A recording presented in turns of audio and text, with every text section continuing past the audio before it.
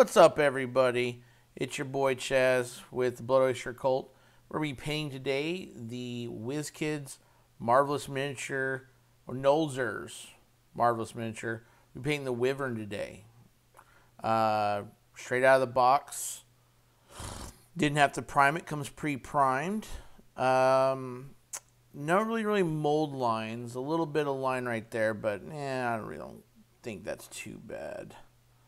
A little mold line on the wing line here, but that's not a big deal. Then we got to look at, then you have the tail, has a little bit of separation. If you were doing competition, you'd probably want to get some green putty, put in the tail to kind of fill that crack, but not doing competition, so don't really care. Just going to go ahead and start painting. So I'm going to set him aside for a second and go over our colors. So today I'll be using the heavy, we'll be doing his body primarily in heavy brown. I'll be having a mixture of Vallejo and Army Painter paints. So we have Vallejo right here. This is the Game Extra Opaque Heavy Brown. Then I'm going to do a sepia wash over his body. That's going to really bring out the highlights.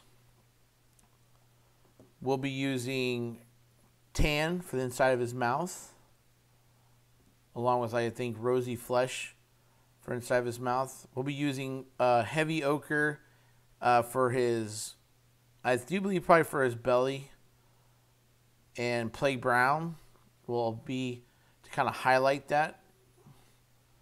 Black for the claws, we're using a shadow wash to kind of highlight. Skeletal bone will be for his teeth. Then pale yellow will be for his eyes.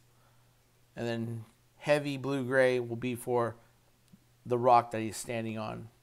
And I'll probably use the black wash to kind of get in there and highlight it, and then we'll probably dry brush it to really make the stone stand out. So without further ado, let's get started. We're going to go with the heavy brown. And I'm just going to get that shaken up. And let me pull his stats up so that way I can read why paints are drying and stuff like that. I hope everyone's doing great. I hope everyone's having fun.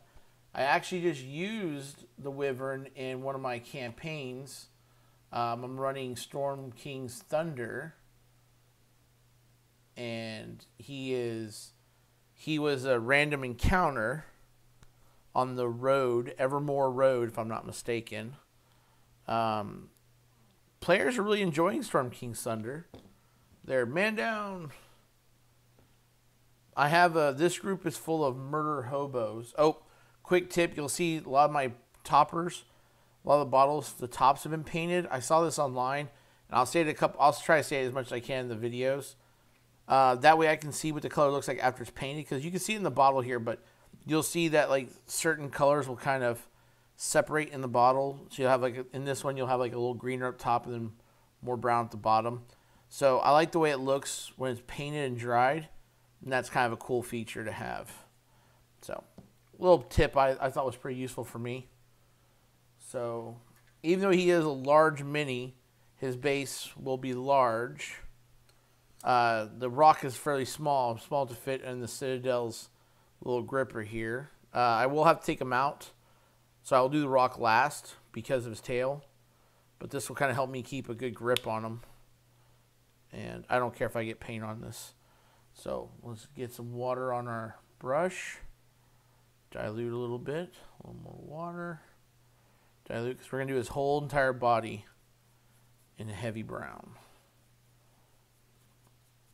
So going back to Storm King's Thunder, the players I have right now are going to be our murder hobo players. They're interested in the lore more than they thought they'd be, but they're not like downtrodden if they miss something in the lore.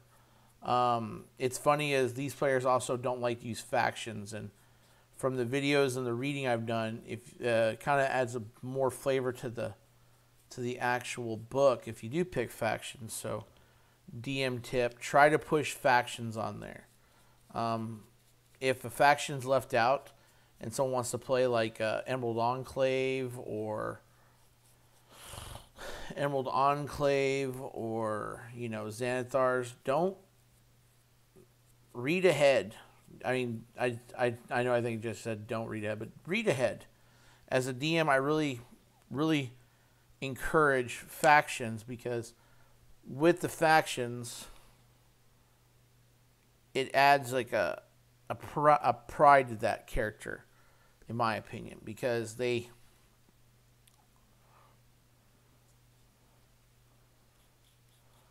enjoy like going on secret missions. They like to be part of a bigger entity.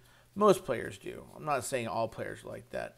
I wouldn't force a faction on, because then when you force it, the player it's not organic. So the player, you know what, this handle's not working. We're going to take the handle off for me. I got to get in here. This one's going to be a pretty fun paint, because he is pretty outstretched, which I hate to say this, but boy, I really like it when they're outstretched. Just easier paint job.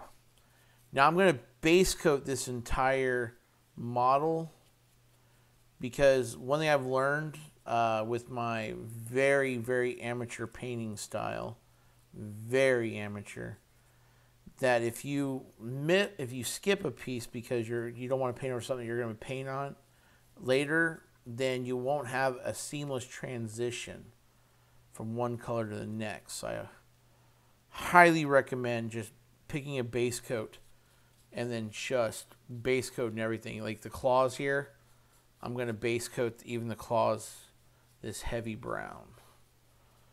One thing I got to do is I got to keep reminding myself I'm on camera and I don't go off painting in my own little world here.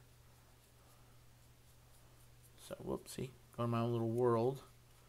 Forget that my mom and dad are watching, because it's my only 2 viewers. One day that'll be a funny joke, but right now it's not funny because it's true. I just want to get a nice coating everywhere. And again, you don't want to worry about not hitting all those pieces. And don't worry about the claws. Don't worry about the tail spikes. None of that. Because really, quite frankly, you want that seamless transition. Sorry, I keep jumping from subject to subject, but Storm King's Thunder. So I really highly recommend factions. Read ahead in your campaign, your modules. I think there was a lot of stigmas with modules. I've got a player right now who really never played modules, but he is really digging the module, because I'm the type of DM that doesn't stick just to the source, doesn't adhere strictly to the source material. So if, let's say, the Wyvern was, it was a pack, it was supposed to be some wolves on the road eating some dead orogs and frost giants, or no, Uthbert barbarians. That's what it was. It was a battlefield scene. Well, I felt that wyverns would have been funner. Okay, so now with this model, with the small rock, it's a curse and a blessing at the same time, because it's easier. It's going to be easier to paint the rock, but the curse is it's small, so you'll be constantly rubbing off paint off of like the tail. My fingers already been rubbing off the paint from the tail, and then just kind of look for all the little gray areas you might have missed, because as the paint starts to dry, it's going to constrict and shrink, and when it does that, you're going to start, you'll see your gray spots get bigger. So just a nice even coating. And Vallejo makes an amazing paint. They really, the extra opaque line is a great base coat because you don't do multiple coats to really get that color popping. Sorry, again, I'm off my own little world. Okay, so I'm going to set him down right here. Color. I'm going to go ahead and clean off my brush. Whoops. Man down. The heavy brown's going to look like poop on me. So yeah, definitely you can also invest in a small little fan. I got one right here. I'll just go ahead and move my paint palette out of the way. That way we can dry this up a little faster.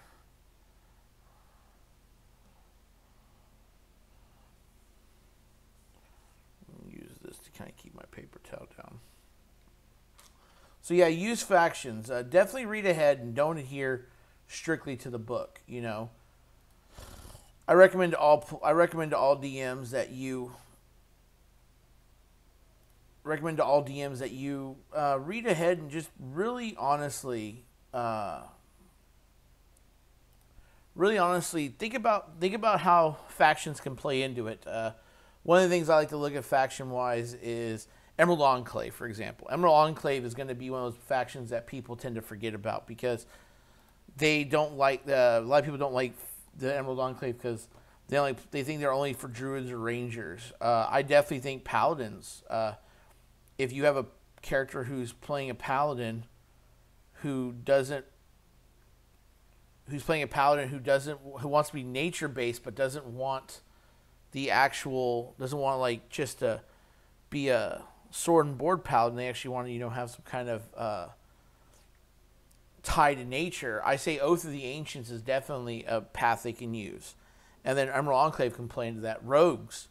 You can have rogues do arcane tricksters who go around and, mess with poachers and hunters and things like that. Because remember, nature does believe in hunting. The gazelles are not meant to go unchecked. They are very much there for the leopard to eat. So I highly recommend that when you have someone who's having a hard time with what they want to do with like the Emerald Enclave, definitely play around with it. Give them a good storyline. Like reward them for playing that character. A character can honestly be the Emerald Enclave and be a arcane trickster. They can also play a monk in the Emerald Enclave. Looks like we missed a couple spots. I'm going to go in there real fast with my little brush. Get a little bit of this paint that's left in the palette.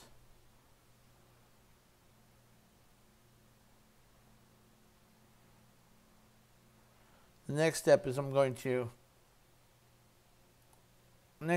use a sepia wash once the paint's dry, because if you try to put a wash on wet paint, it's just going to make this big pool, and you definitely don't want to do that. It'll pool together and just kind of make a nasty little residue or nasty little pool. You see, once that paint starts to really dry, you can see the details start coming out. And that sepia wash, I put the paint on pretty thick and you see like right here how the scales, let's see right there. There we go. So the scales you can't really see. But like here you can see all the details of the scales, the muscles, things like that. So when you dry this, when the paint dries, it's going to constrict. And when it constricts, it's going to really bring in all those details. So when you think you're lathering on too much, most of the time people think they're lathering on too much. Like when I first started, I thought I was. And what I didn't realize was that the paint constricted when it dried. Let's just help the drying process out by sopping up these pools.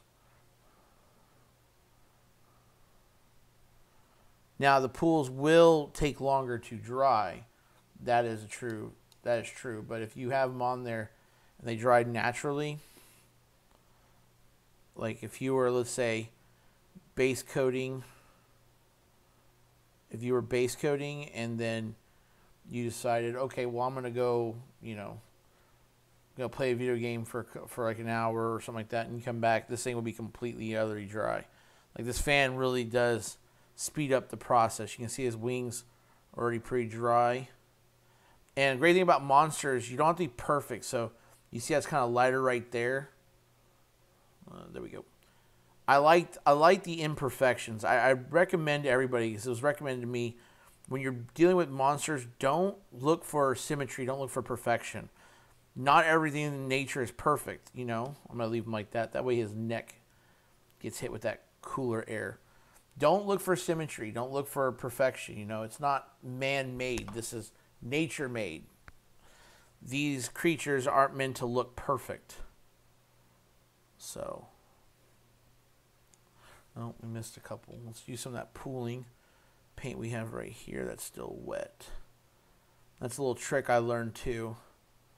If you make a mistake, you can normally find, see, the brush was pretty cleaned off, but because I went and took from my little extra pool on the neck, but damn.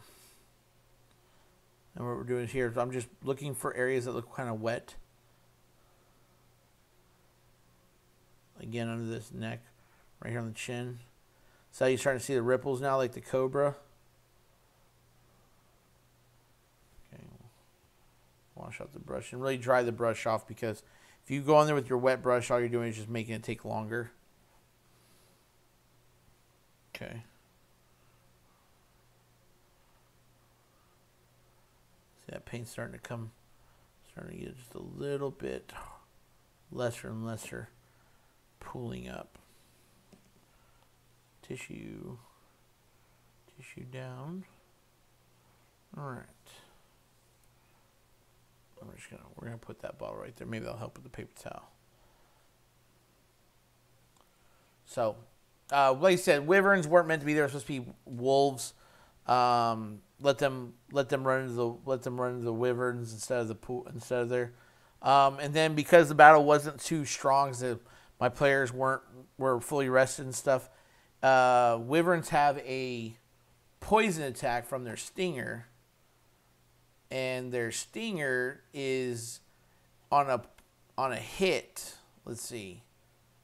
The target must make a DC 15 Constitution saving throw or take 24 points of poison damage on a failed save. Well, this battle was a little too easy, so I took away the DC for the wyvern and just did the poison damage. And if they failed the DC, or actually I didn't take it away, I put the DC somewhere else. If they failed it, then they were poisoned. So, little trick. I know they won't. My players won't watch this stream, but if they do, I've been DMing for them for a very long time, so they're used to me doing things like that. Okay, he's pretty dry, so I'm gonna turn my fan off, because even though Vallejo's paint stay very wet in the palette for a very long time, respectable amount of time, with the fan on, they will dry, and that's no fault of them. That's just, yeah.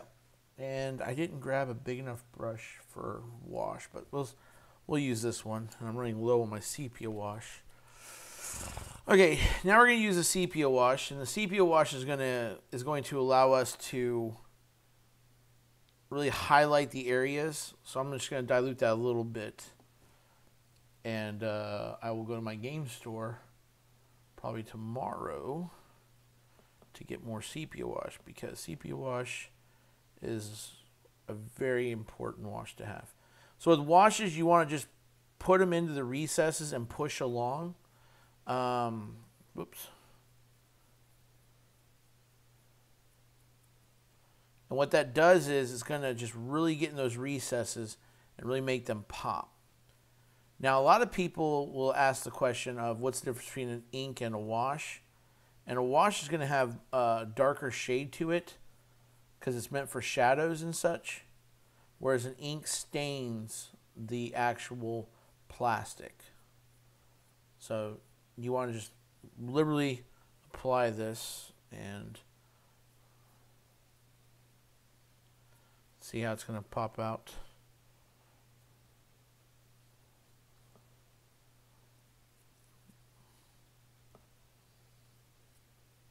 And I'm going to liberally apply, and I'm going to have a little bit of wet paint underneath, which is going to cause a pooling problem. That's okay.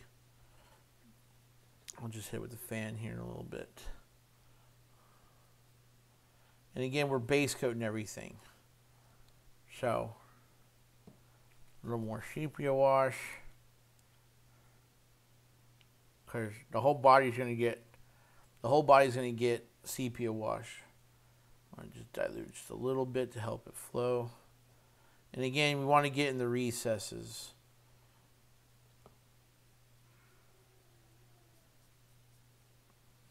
And if it wasn't for the fact that I got kiddos out in the front room, and I can only keep them out of my gaming area for a short period of time, I'd probably let this dry a little more. But that's okay. This is going to be tabletop ready. We're not making an art piece here. That's another thing I'm learning as I'm getting more and more into this hobby, that you have the difference between tabletop ready and art pieces. Yep, see, we still have wet paint. So this is why you have protective pieces like this, because you're going to have the brown paint is still wet. Whoops. You just want to be careful because you're going to have droplets coming off of it, because the wash is going to just make the paint. It's going to make the paint just kind of come off now. So I'm almost there. I'm going to let it dry both. Just going to keep applying the sepia wash because the wet areas are already, damage is done. Just take a little longer now to dry, which is no big deal.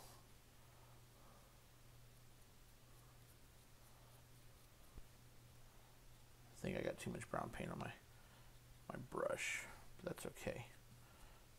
Okay.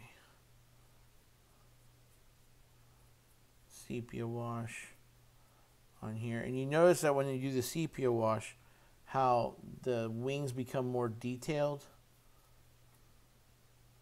So you can see the ridges better.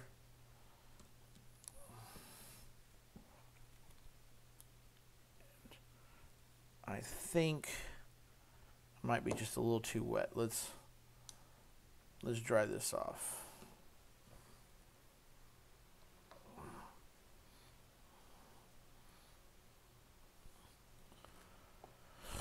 All right, I'm actually gonna pause recording because give it time to dry, because I have a pretty wet figurine still. It's gonna be kind of hard to paint, so I'm gonna pause recording and then we're gonna come back.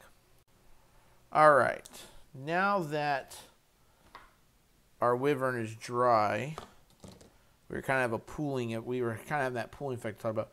You're still gonna have a little bit of wetness in the wings. It's not a big deal. You see the shadows now in the wings really popped out. And the top here, I don't want the top to have too much shadow because I'm assuming the light's gonna be coming down from above, so I want that to be really bright still. And then underneath, you're gonna have a lot of shadow because you're gonna have no really light source coming from underneath at the wyvern. And again, on the back, you want this to be kind of shadowy still, but again, you gotta imagine that light source. So that way your miniature doesn't look too, you want your miniature to look too, too plasticky. So he's pretty dry. Now what I want to do is I want to dry brush him. Now, dry brushing is going to, for those who don't know dry brushing, you want to use a brush that's either labeled for dry brushing. I'm using my Citadel dry brush. You can also use an old brush. Like if you have kids like I do, you don't have to use expensive special brushes. You can just get an old brush from their area and use it. Oh, whoops, that's heavy brown. I don't want to do that. Nope, nope, nope. I'm sorry. Well, I got heavy brown in there, so that's not what I want to do. Actually, I want to dry brush. I want to actually do the scales first. As I think about it, I want to do the scales first. So we're going to do his belly scales using heavy ochre. And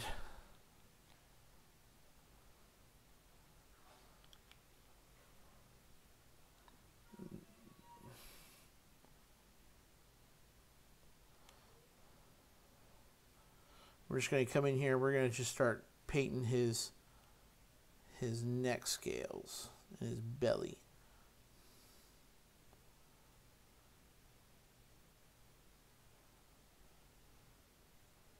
And we're going to use, don't worry about detail too much on this. Just make sure you try to stay on the scales themselves. The reason why is because you're going to be doing highlights later. We're going to be using another color to highlight. And that way, remember, when the scales start to, when the paint starts to dry,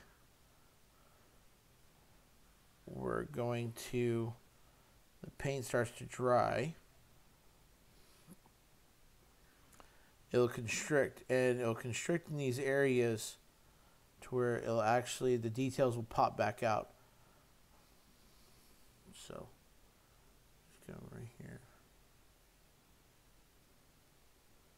And if you want to comment on some questions about DMing different modules, suggestions, I'll be more than happy to answer any you might have. A little bit by myself as a DM. I've been DMing since the late 90s. And my group has made me the official, I know some people say the unofficial forever DM. My group has never had a problem with just saying, nope, he is the official forever DM.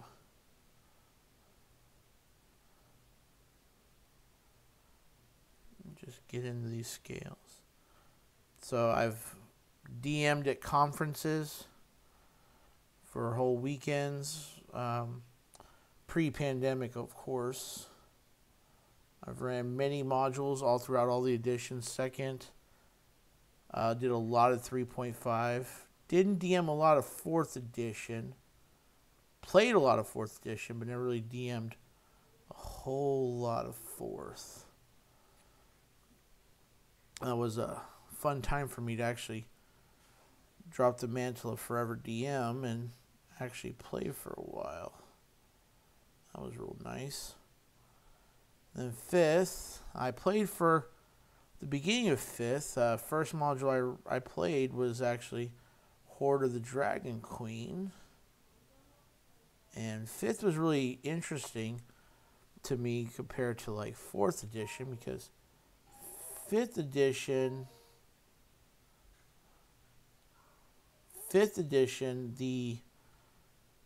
I was so used to all these, they changed a lot of the rules up, which at first was kind of like, it was kind of like, what? But now, it makes sense what they did. Now, he's going to have like a cobra neck. So we want to make sure we get right in there. And we want to get right in there. And now his tail's going to be a little tough, but it's not the biggest problem. Is shh. Okay.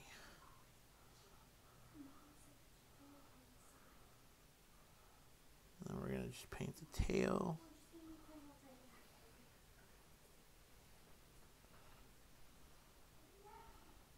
And then we got the tail right here. If you guys heard, this is a game room, but it is the only way to live as a successful family person like myself, who didn't have a house designed for gaming, which is about 99.9% of all the houses in the world, I think. You have a family room. It's also a family area. So every once in a while you might hear a kiddo walk by. Now, the funny part is when my 8-year-old daughter, Dana, she is really quiet and respectful when I'm recording. But my 3-year-old boy, Jack, if you hear a random T-Rex sound, it means he's in the room. So I'm really watching the tail here when we get down to this part. I'm not hitting every scale individually because that'd take too long, but I'm also trying to stay away from the brown that we took a little extra time to make sure we got. So a little trick you can do is use the side of your brush when you get to these finer areas like this. And that will help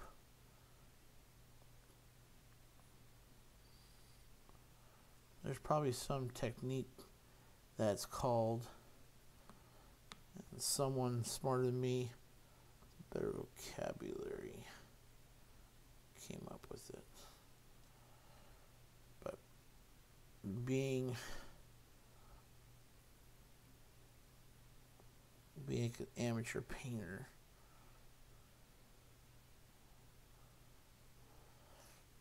and there we go. So I favor the left side a little bit, so I'm going to just kind of go in here and get this right side.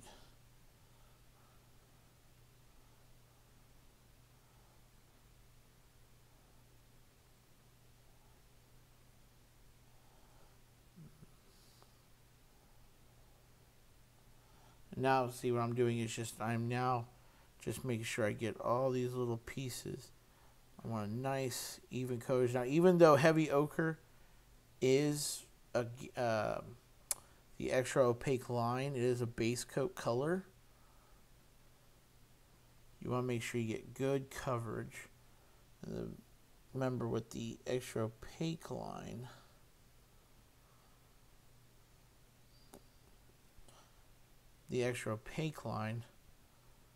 they're going to go on in one coat, which is really nice. You know, I'm going to get that tail too. I just want to get these two little scales right here.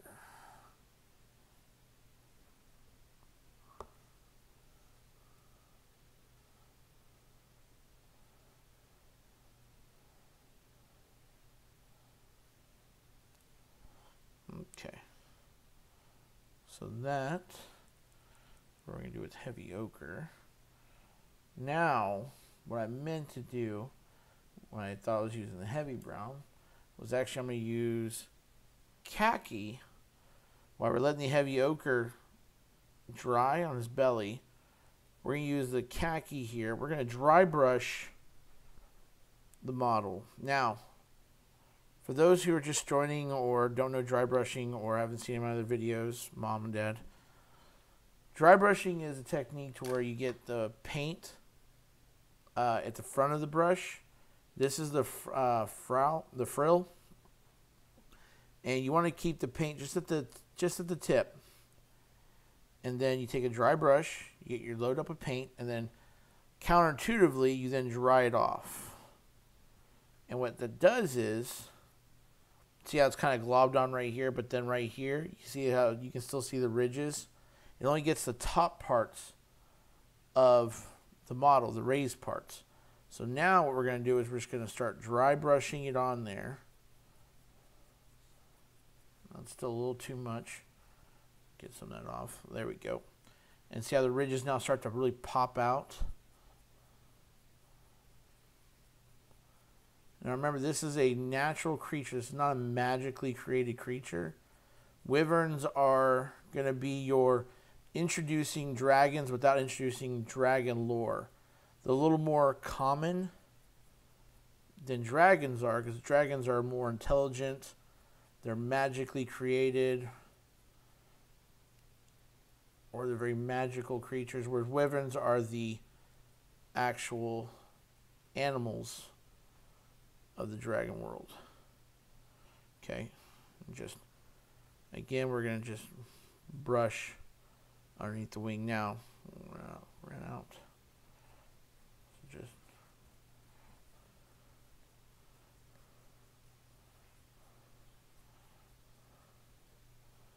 That's really going to bring out the raises. Your wash will stay in the recesses, adding shadow and depth, whereas raising the lighting up the top parts will really start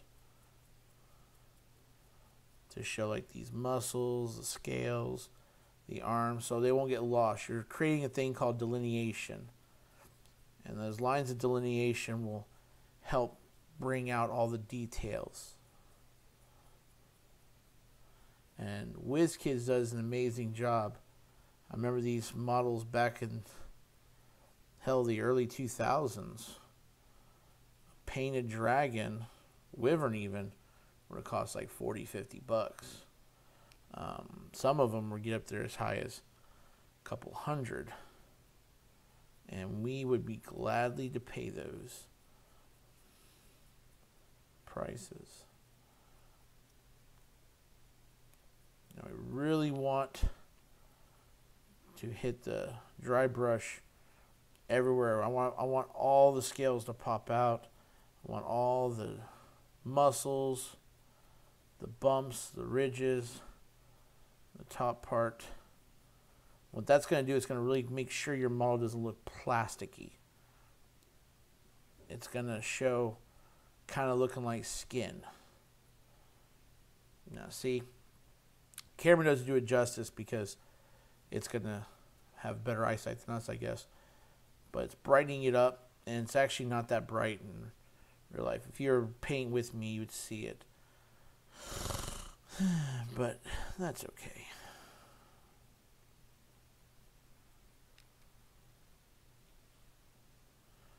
Alright, now we got a little bit of orange or heavy ochre on our knee there, but that's okay. We can fix that.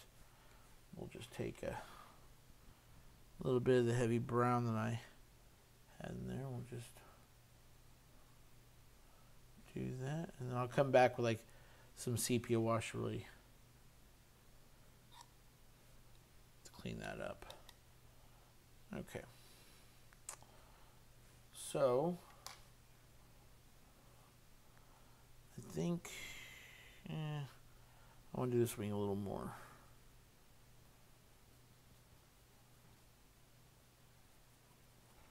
This paper towel is a little wet, so be careful when you use a wet paper towel. When you have a wet paper towel, you're creating kind of like a wet palette, so when you go to dry brush it off, you actually get too much paint on the brush, and that's when you'll have those kind of big globs like you saw earlier. Kind of see how this one's brighter, but that's okay. Again, you're not looking for symmetry here in the animal kingdom like you would, let's say, if you're painting someone's armor or something man-made created. Okay, and see how those ridges now have really popped out.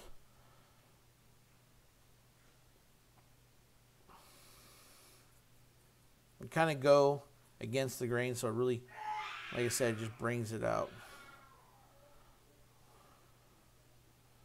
Hard part's getting right here where this heavy, where we have the heavy ochre. I really want that back. I want that to pop. See how it really just pops out when you do that? And don't worry about getting the mouth. We want to hit the mouth because we're going to go in there with our tan. We're just going to base coat the mouth here a little bit with tan. I just want to get all this dry brushing done. Give that heavy ochre a little more time to dry because we're about to hit it with the sepia wash. All right. I really want to hit these spines. I want that tail. I want these things to really pop out. The feet, the legs, everything. So see how the tail's really popping out. See how legs really popping out. You got that brown underneath. That khaki. Really hit the feet. That way that the bones protruding from the skin and such. Oh yeah.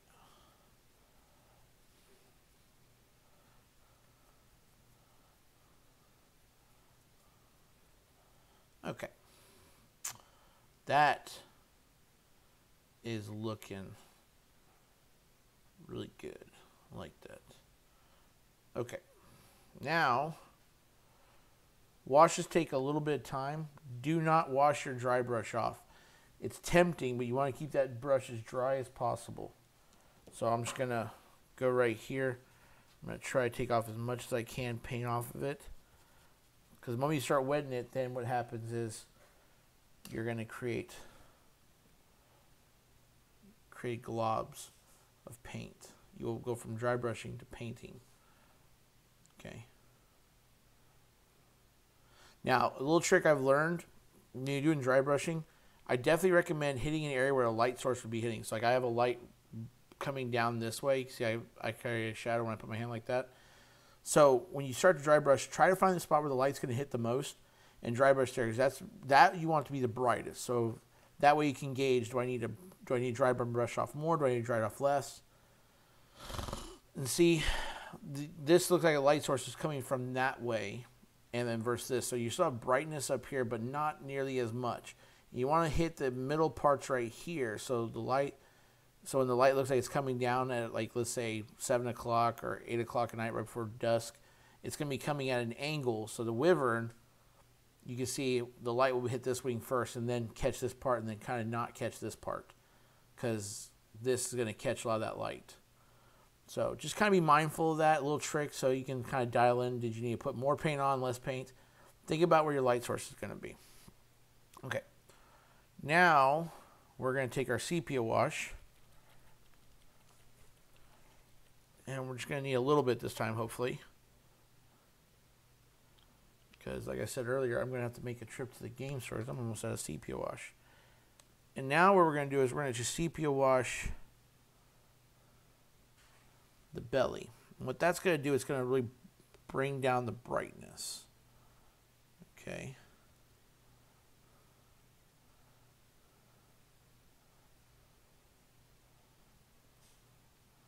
It's going to hit those recesses and really make the recesses ready for us to do a highlight. Now, to some people, washes are cheating. There's a lot of painters out there, and that's fine. They can have their opinion. Me, I like washes. So we're just going to get up underneath this butt here. And then we're going to hit that one little corner. See, his knee has been fixed. That is a nice thing about painting. If you make a mistake, you just paint right over it. Now you want to be kind of careful when you do the sepia wash, because you did all that dry brushing work, and you want to make sure not to like completely screw up your dry brushing.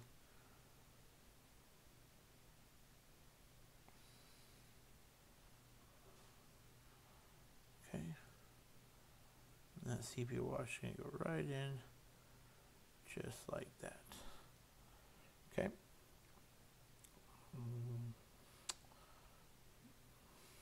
Really gonna now what we're gonna do is we're gonna base coat. I'm gonna change my paper towel out a little bit.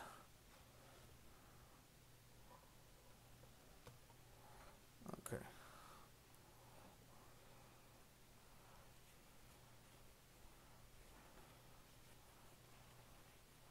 It's a little wet.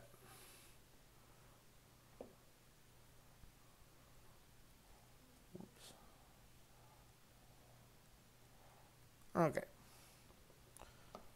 All right. Now we're going to go ahead and base coat using Vallejo tan. We're going to base coat the mouth. Now,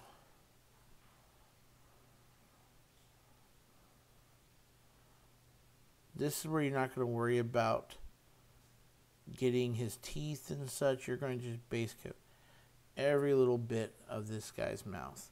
And it's encouraged to do his teeth as well. The reason why is, when you're going to paint the teeth bone white, you're going to want to see, you don't want to see any kind of primed area between the khaki and the brown. Now he's got a pretty big mouth, so we're going to go out, extend past his teeth, because he's got very snake-like features. According to the Dragonomicon, that dragons actually have more in common with felines than they do actual lizards. But this guy looks very serpent-y. So I'm assuming he is going to have a bifurcated mouth where he's just going to be able to open it up and extend it out. So I want the rosy I want the tan, excuse me, to really be out past his teeth. Okay. So that's what we're going to do with him there.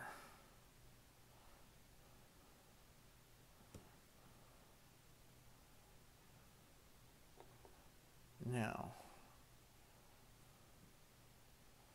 let me get set up for the next bit and piece.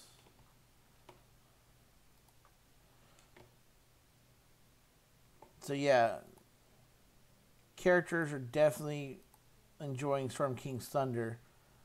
The only problem we're having with Storm King Thunder is getting them to really buy into the storyline. No, I don't want to spoil it for anybody, but you want to make sure that as a DM, you're finding your own unique ways to get them to kind of buy into each adventure. One of them may be to do a session 0 with them and find out what really makes them tick.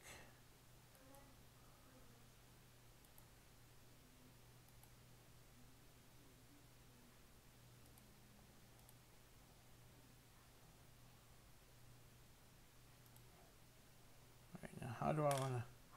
One of the next things I want to do is I want to highlight the scales again. So, try to think. Could be a good way to highlight those scales.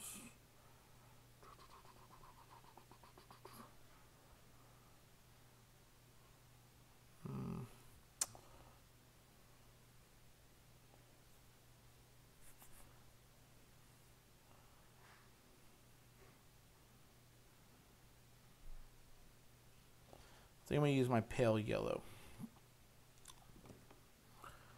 It's going to be a little bright, but I want to be able, I really wanted to really kind of pop out.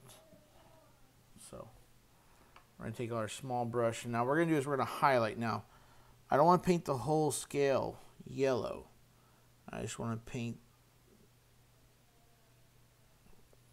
the edges here.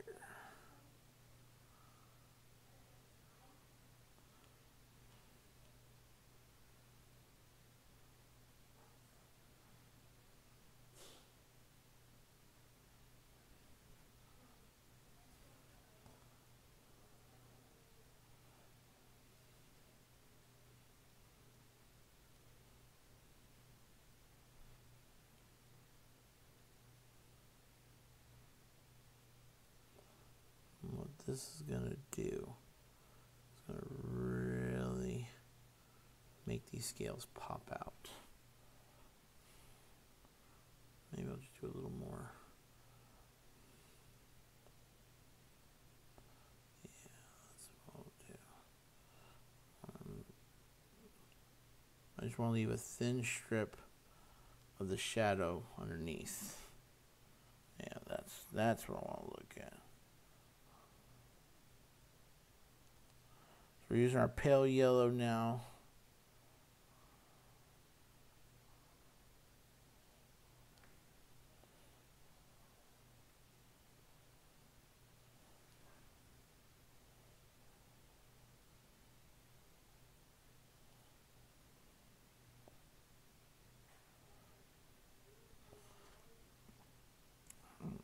pale yellow is going to be good contrast to the heavy ochre.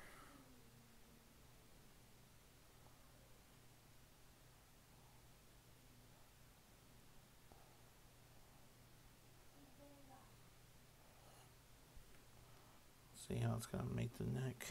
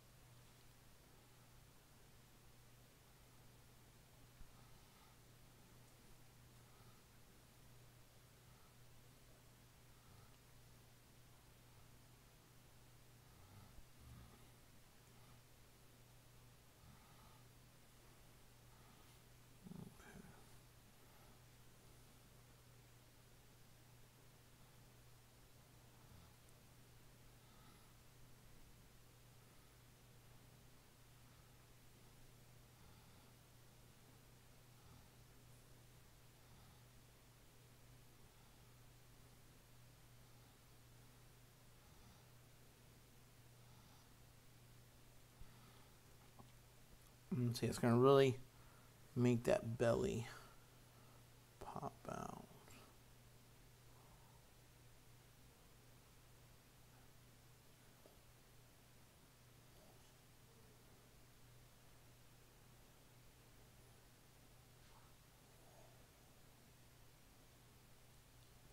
Maybe we'll use a wash later on to kind of drown just a little bit.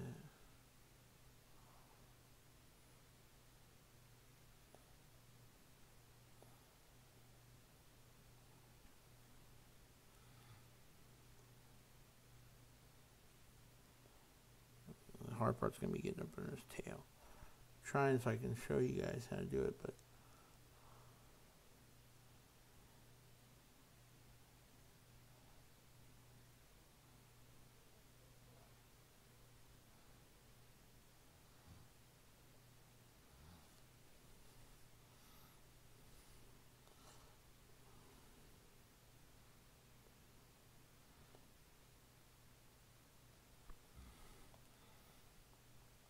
now the difference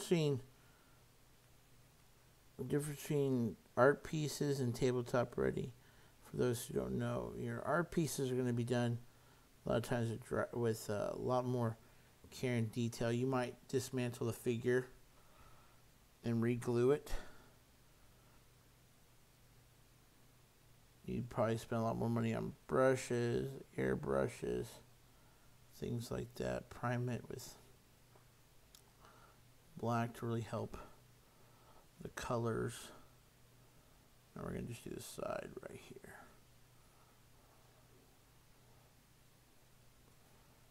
Just do a side brush effect. But this guy will be seen very little bit. He's not going to be a show centerpiece or anything like that. He's just a monster we need to have in our touch up on these scales.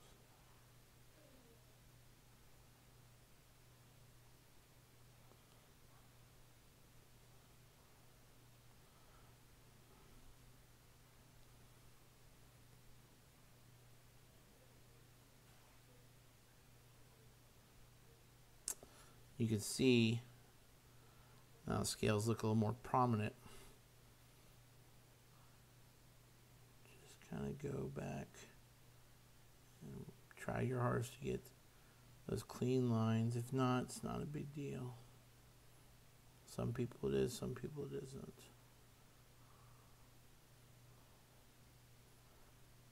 Okay, underneath the neck. That's the hard part because I'm not seeing a lot of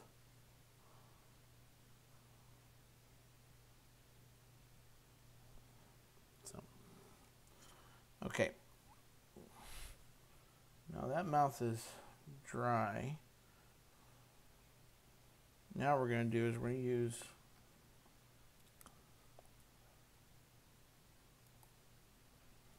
we're going to use kind of a rosy flesh. So now we're going to take the rosy flesh here, and we're going to highlight the mouth.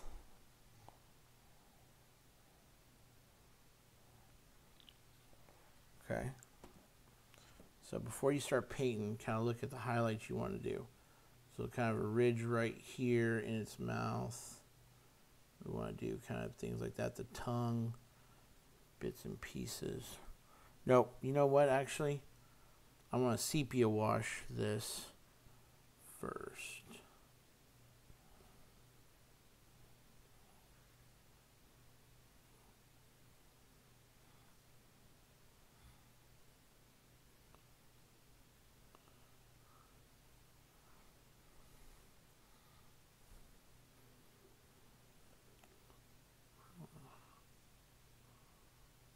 Oh, joke was on me. Mouth wasn't dry. So, let that mouth dry a little bit. We're going to move our palette. That way we don't dry our inks or paints out. Let's discuss some of the Wyvern stats. So we talked about how with the Wyvern stats I took away the DC for the poison damage being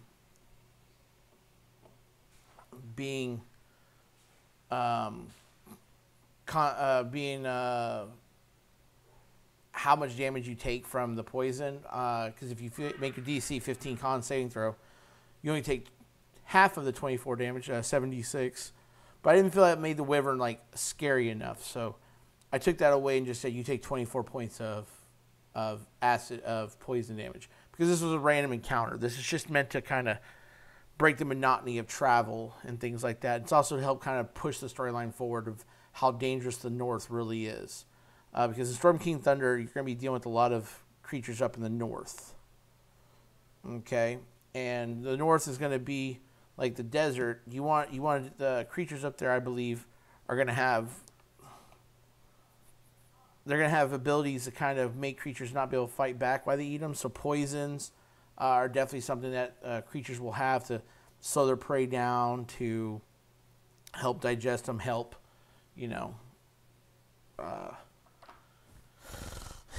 them, eat. So I think the poison should be... I'm just painting the top of my pale yellow. I forgot I never painted the top of the pale yellow. So I got rosy flesh. I don't think I used plague brown yet. So we're just going to move this to the side. I think that mouse... Oops. So I kind of blew into the mouth and it took some paint out.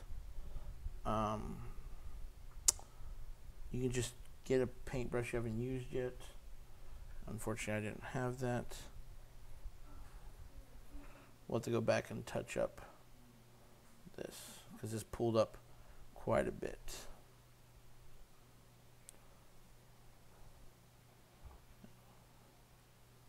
So, using a brush that's dry, you can kind of get in there and save it. See how it's just, I wanted that like that. So now, I do believe that's pretty dry. Let's try putting that sepia wash in now.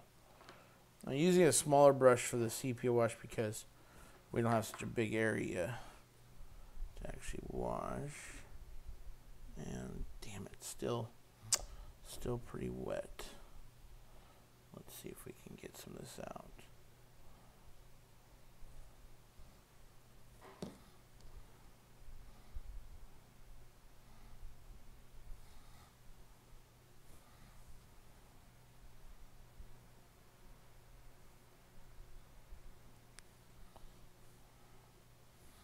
It's funny, even with the fan blowing, Vallejo paints are so good they don't dry that fast. So we're just letting the mouth dry a little bit more. And it's weird about about the Wyvern, but you have multiple attacks. You have a bite and 2 claws. Now the weird thing about the claws is you make 2 attacks, one with his bite, one with his stinger. Now when he's flying, you can use his claws in place of one of the attacks. So it kind of gets me where I'm like, wait, why can't I use the claws when I'm sitting there? Because his arms are holding up his wing. Why can't I claw you? Because like right here, he's standing up on his own without the need to hold himself up with his wings. But okay, that's interesting. So as a DM, you obviously don't have to adhere to that. You can obviously change that to where he's gonna, yeah, he doesn't need that. So again, I'm just letting this guy. You know, I think while I'm letting that dry, I think what I'm actually gonna do is I'm gonna try something real fast. We're gonna take a black wash. I'm going to try to make some stripes on his back. Let's see if the black wash will do that.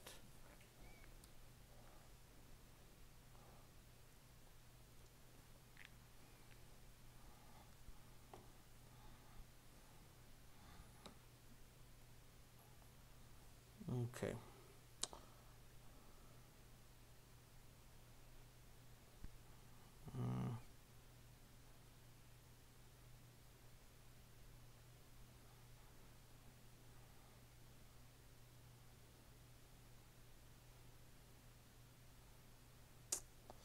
I don't think that's going to work.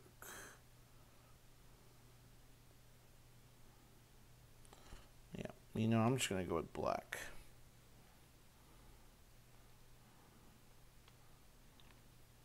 I want these stripes to really stand out. So we're just going to get some black paint.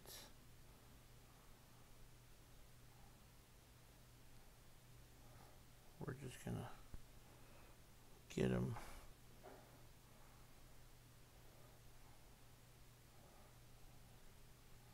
Oh, yeah.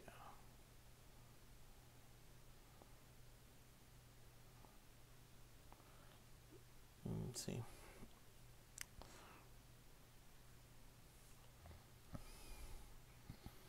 Now,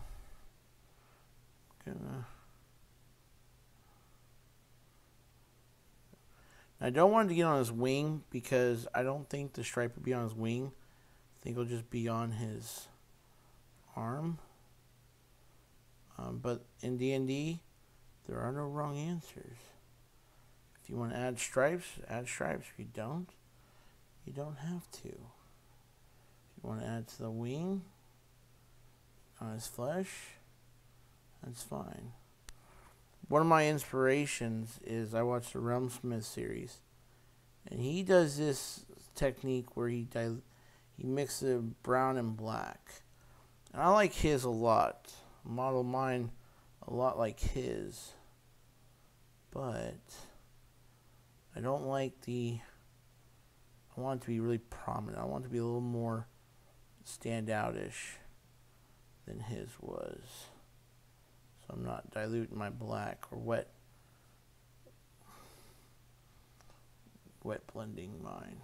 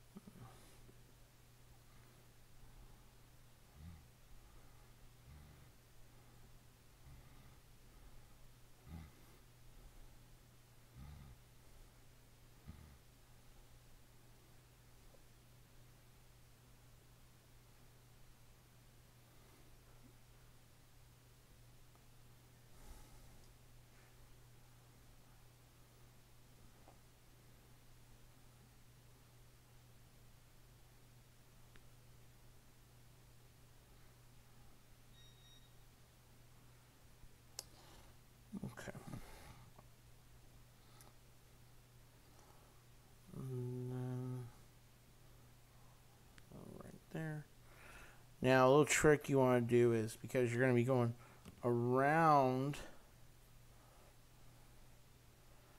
his arm, what you want to do is just kind of make sure you bleed over the top, because I want the black to kind of be like tiger stripes.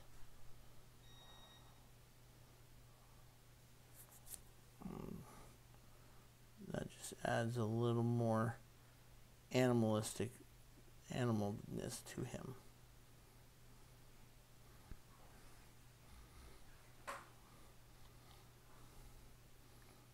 My son has dinosaur figurines, and whenever I see them have like the little black stripes, I just like the way it looks. It grew on me. At first I didn't think I'd like them, but then it definitely grew on me. Okay. And then we're just gonna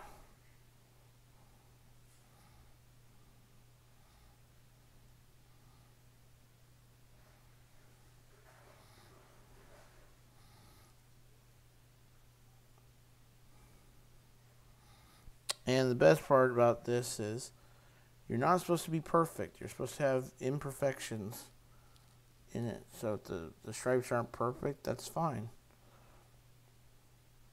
If one's bigger than the other, that's fine too. Scales grow differently. Flesh grows differently. Hell, even most people's ears are a little off from each other on both sides. Okay, let's do his tail. And then we're just gonna go across like this. And we'll call these the badass stripes. That should make some of our people laugh. Most people kind of roll their eyes at, but that's okay. As long as someone's having a good time, we're all winners.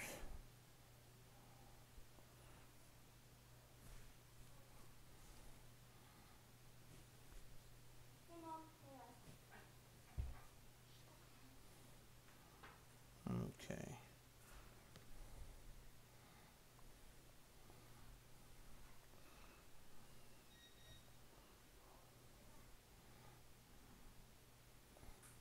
Okay. And then we will almost done with the stripes.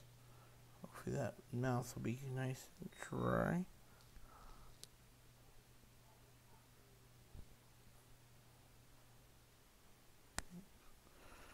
Get that side.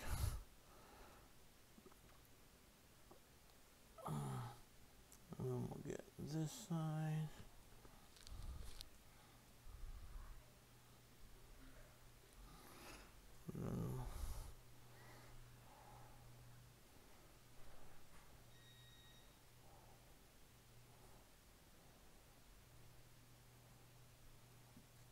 Then we'll get this side. And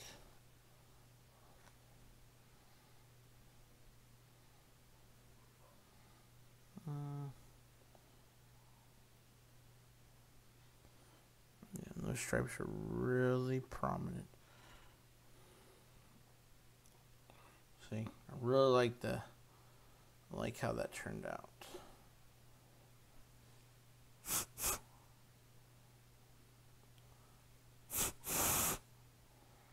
All right.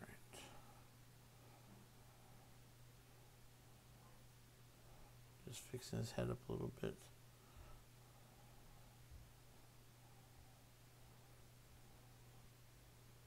Oh, forgot his bicep. That's okay.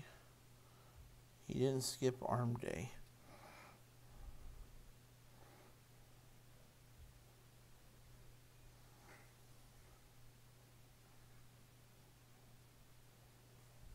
Sorry, his wing's making it hard for me to kind of show you what I'm doing while I'm doing it, but that's okay.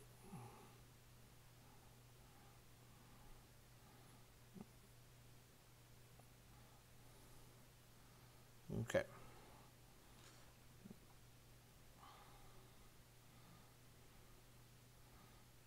Okay. Then let's get to that rosy flesh now.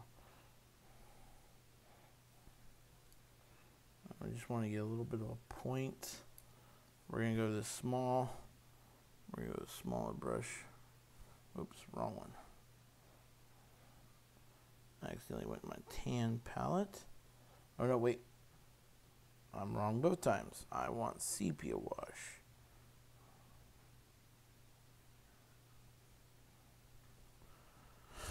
Okay, now sepia wash is going to again just get all those highlights out. It's going to really bring up the ridges. Wizkids did such a great job on this mini, they actually put ridges in the mouths. So we want that to really pop out. So that's what that wash is going to do.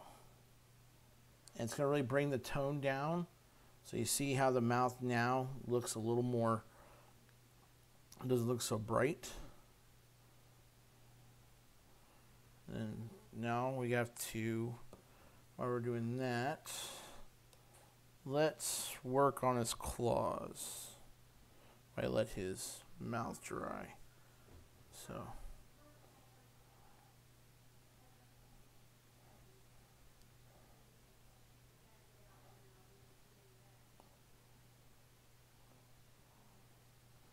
We're going to use black on his claws.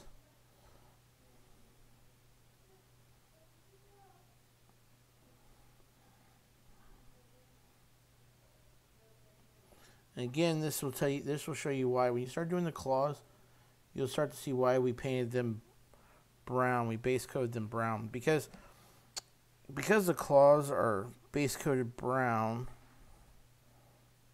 There's not going to be any kind of there's going to be any kind of line between the primed and not primed. Because in some of my first models, I didn't base coat things. I just painted that one little piece. And the problem I had was I found a vicious cycle of I would paint, let's say like a portion. Let's say if I painted here, I painted the wing brown, right? But I didn't paint the claw brown. And so then what I would do is I would paint all the way up to the fleshy part that holds the claw in place. It's a little muscle. But let's say I didn't do it all of it brown in the primer. The prime section was still there. I'm getting a stinger right now as I talk to y'all. And when I did that, there would be a piece of unpainted plastic that's primed between the claw and the flesh. The claw didn't look like it was set into a socket, which really kind of kept taking me out of like I did a good job. It just made me like really upset. So when I started seeing like painters on YouTube, one of them, Laurel Smith guys, he would paint the whole thing, and I'm like, well, how you're gonna see those colors poking through, but lo and behold, you don't. That's a really cool feature. So we're doing the claws, letting his mouth dry.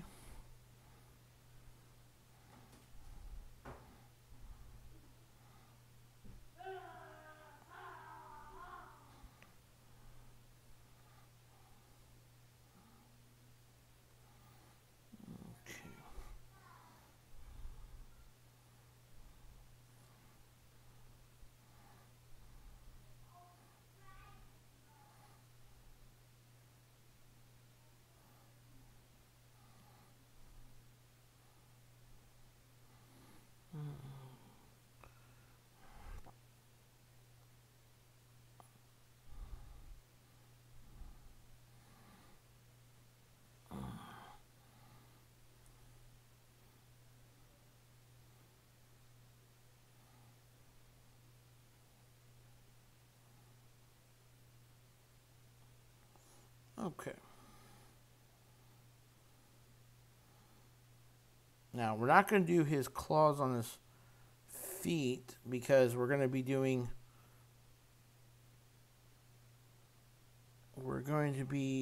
the rock first. So I'm going to get his claws up here. I'm going to get his horns up here. And then I'm going to go ahead and hit his horns kind of protruding up his back. Okay.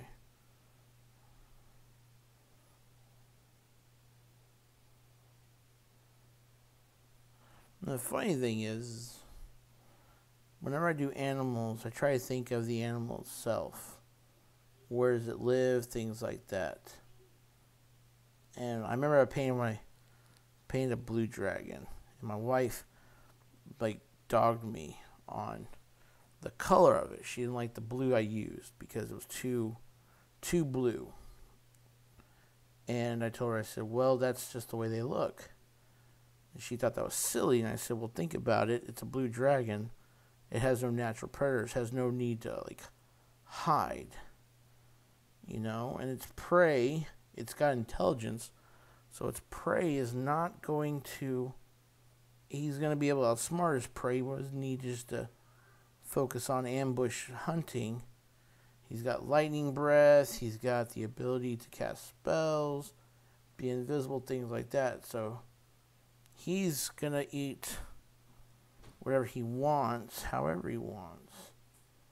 But when you talk about a wyvern, well, wyvern's not that character. I think they only have a 5 intelligence.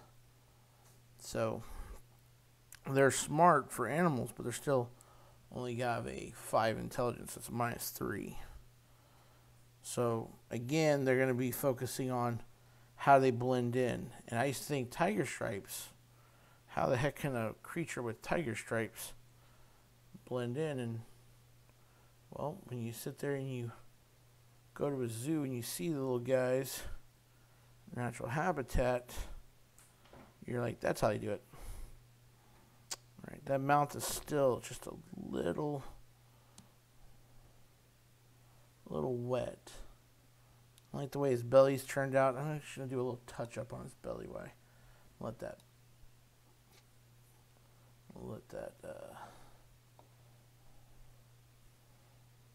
I'm going to let the mouth continue to dry.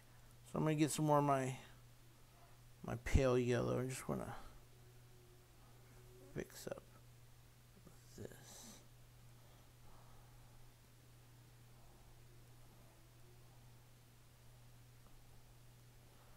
Okay.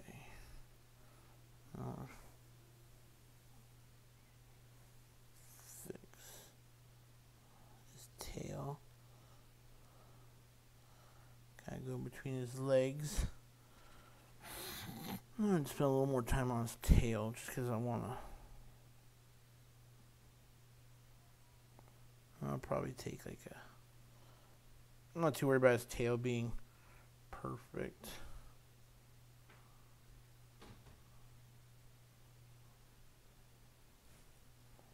Okay.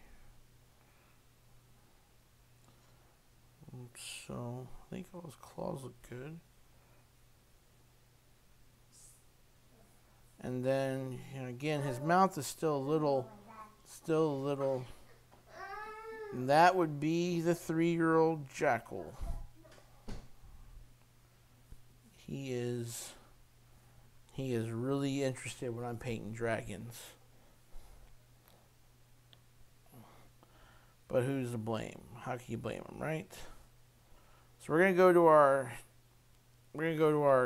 heavy blue gray. We're gonna paint this rock. So I'm gonna use a little bit bigger brush. This guy, and I'm just gonna paint the rock. Now again, this is gonna be base coating, so that's all we're focusing on right now is just base coating the rock.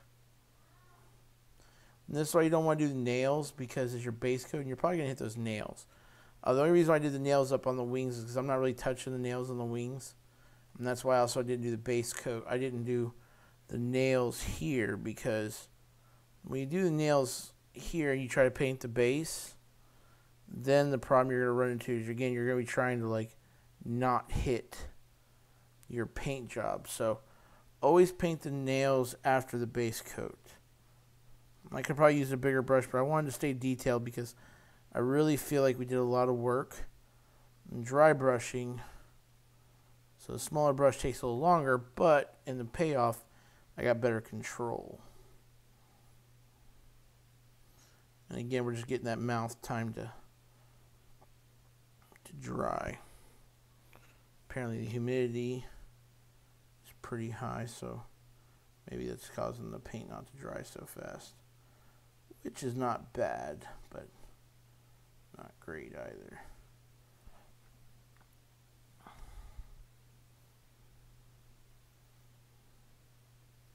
The great thing about rocks is that they're never perfect. So if you make a mistake in the rock, oh well, who cares? Because it's a rock. If you decide to paint it brown, it's a rock. You decide just to wash it and say, all the brown that I was using earlier makes a rock. Hey, guess what you just did? Made an executive decision that doesn't hurt anybody. Leave it brown. The funny thing is I spray these down with lacquer because they're actually used in our tabletop games. And when the pandemic, when we are able to go back to tabletop, I plan on taking these guys, I'm going to spray down with the lacquer. The funny thing is that spraying it down with the lacquer, you got to watch out for the humidity levels. And you have to make sure everything's done, so there's no more touch-ups or nothing, because once it's on there, it's going to pain in the butt to fix after that. So I have to go back and I actually have to do all my bases because I stopped doing bases for whatever reason, and now I gotta go back and do them because they're all just kind of mistake-ridden bases because I didn't paint them. And a buddy of mine came over and was painting figurines with me. He's just starting out, and he did his base. I was like, damn, that looks good. I need to do that. Okay, so the rock is good.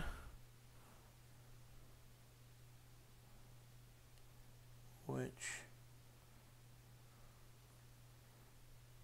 Wizkids does an amazing job in actually giving you space for the feet not to be like molded into it almost. Like it's almost like they're glued on there. And that really helps when you're trying to like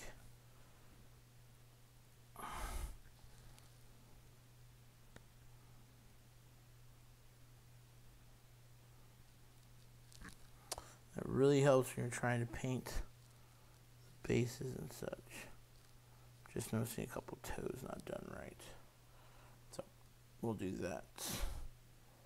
Okay. So I'll paint all that brown because when I come back and do black on them, I want them to be black. I'll dry brush a little khakis. I still got khaki on the palette. Paper towel's getting kind of dirty. I need to replace it. Alright, so the mouth still needs a little more sepia. It's still very wet.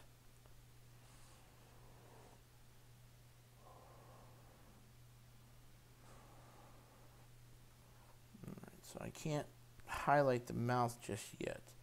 Let me determine what I'm going to do next. Well, let's see if I can get that mouth to dry because I really want to get that done. Because I'm almost done with the model itself.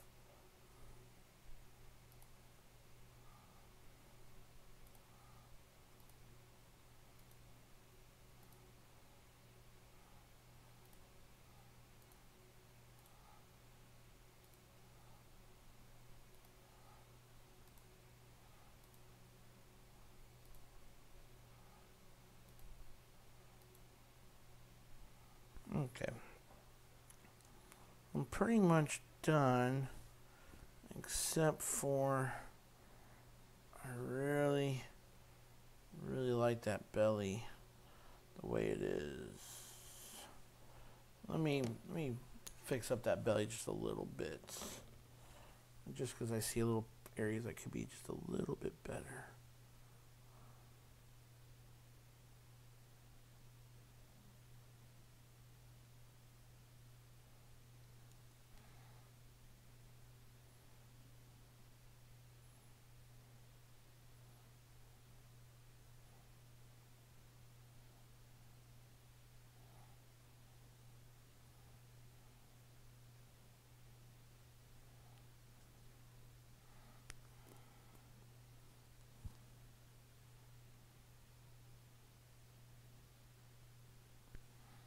Okay.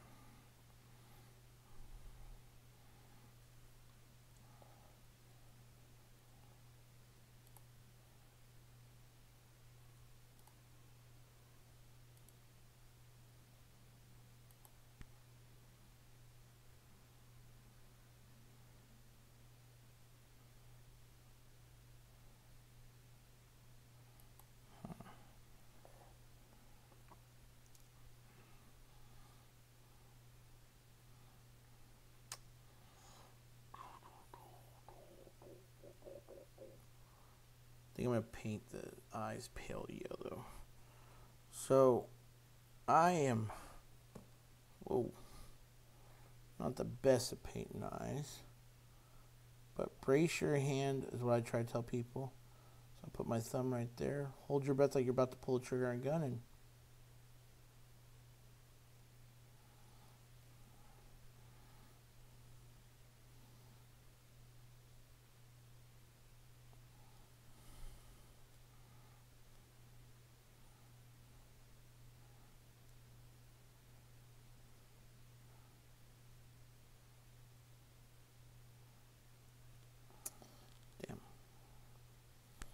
a little too much on there. Ah.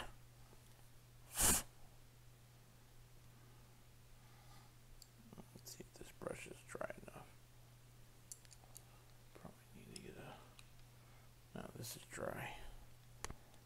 Use this to... Nope. Alright, so we're just going to take a little bit of our khaki. I messed up on the eye. We're just going to paint.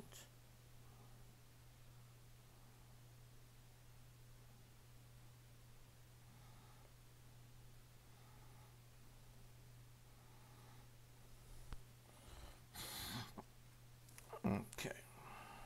So, I got that eye, but this one got screwed up. So what I'll do is I'll wait for that to dry.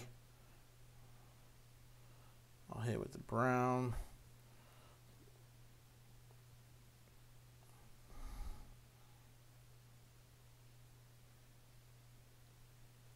Okay.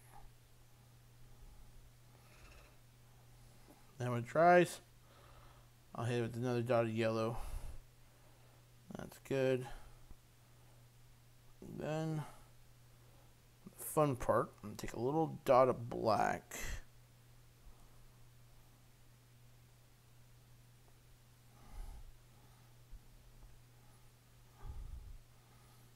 Get a lot of excess off. And I'm just going to...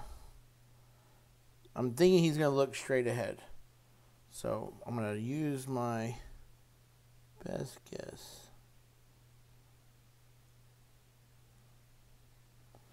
To paint the black pupil. Think, golly.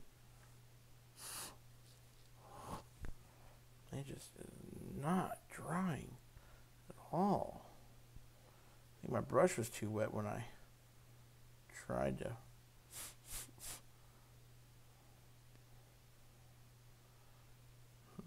Okay.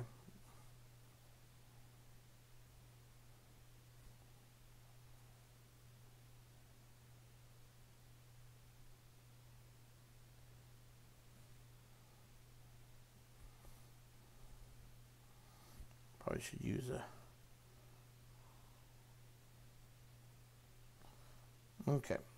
So, We're going to take our rosy.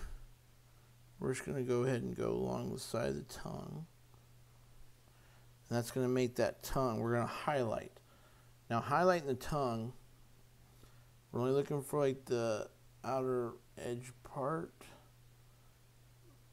the front part, and we're going to go along the top here.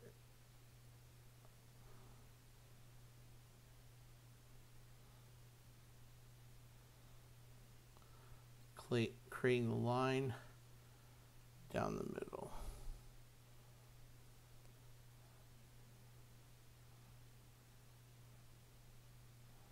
Okay. Then we're going to carefully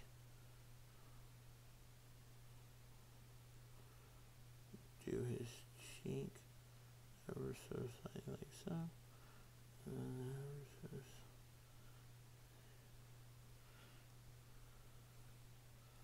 like so.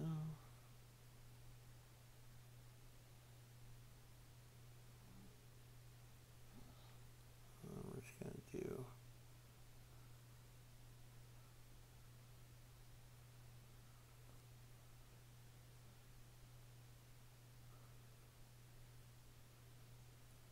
his edge here. There's his edge. I'm going to do his teeth before I put the bone right on there because I really want to add layers of color and contrast. And see what that does is it really brings his teeth and his cheek out. So they're not lost in the sepia wash and the khaki.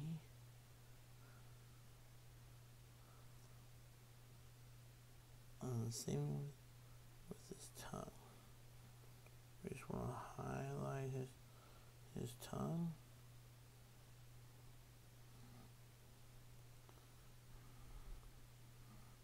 Again,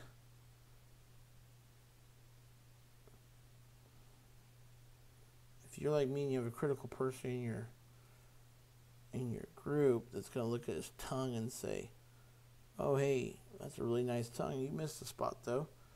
Like, yeah, don't care. All right, so we highlighted his mouth, highlighted his tongue. Looks good. Now what I'm going to do is I'm going to attempt to do the yellow again on his eye. So we have a little too much. I just want a dab of it. Okay. And then I'm going to try to hold this as steady as I can. And boom. Okay.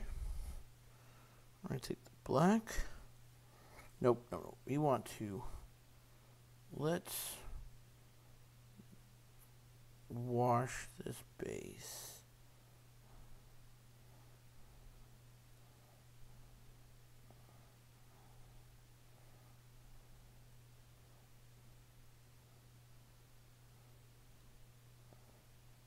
Look at that.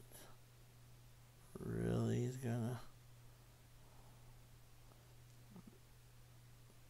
Now, see, if we would have done those nails and this black wash, the black wash might mess up our black nails.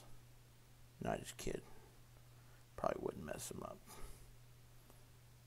But if, like, let's say you're doing boots on a character, that's why you want to do the base. Not towards the end, but not the very last thing you want to do.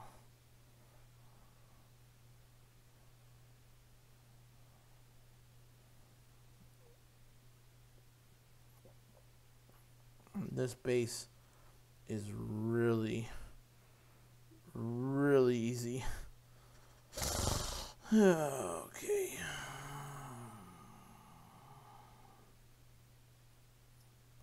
Washes, you want to just kind of put them where you want to go and push them down. And I want pooling to happen here because this is a rock. Again, it's not supposed to look uniform. It's not supposed to look perfect. I want ugliness. I want nature. I want imperfections.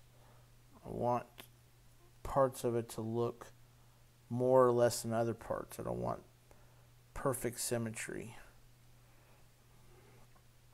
Okay. That rock looks good. We are then got a couple more steps and we're done. So let's do his pupil real fast. Just a tip of black. And this one I put really far front, so I'm going to do the same thing here.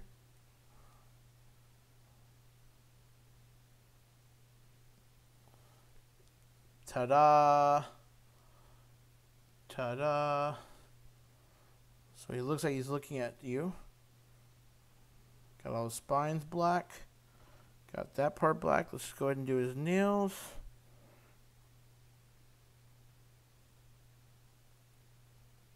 Because the wash is not going to mess with his nails at all. Now, if you want to go in and add the blue gray or charcoal gray to the nails to put a line in them, I did in the Bugbear episode. That'll kind of help add a sharpness. I feel like this model is good. Plus, I'm running out of time. I need to get done with this bad boy. And then he's got a back claw. Don't forget the back claw on both. So his back claw here is kind of dug in the rock, so we can't do anything about that. So we're good. Wipe this off, and I'm going to just pick a palette color. This guy. I'm going to put skeletal bone in there, and then I'm going to take that skeletal bone. Just gonna I really want to get the side of my brush here. See how one side is less than the other? And the side that has the most, I'm just going to run it along the edge of it. And what that's going to do is just get the edge part, for that sweet, sweet edge.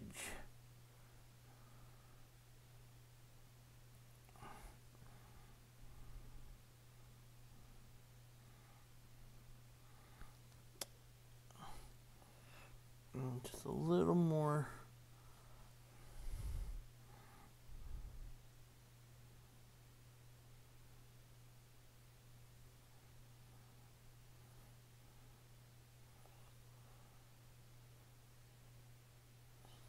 Okay. Bob's your uncle. Fanny's your aunt. This bad boy's done. So, look more for the channel. Definitely want to make sure we're going to be working on more things like when Icewind Dale, when I'm done playing through Odyssey or done going through Descent of Avernus, I'm going to go ahead and run a actual Icewind Dale campaign, and I'm going to record that and put that on our YouTube channel. Thanks for watching, and have fun playing D&D and living life.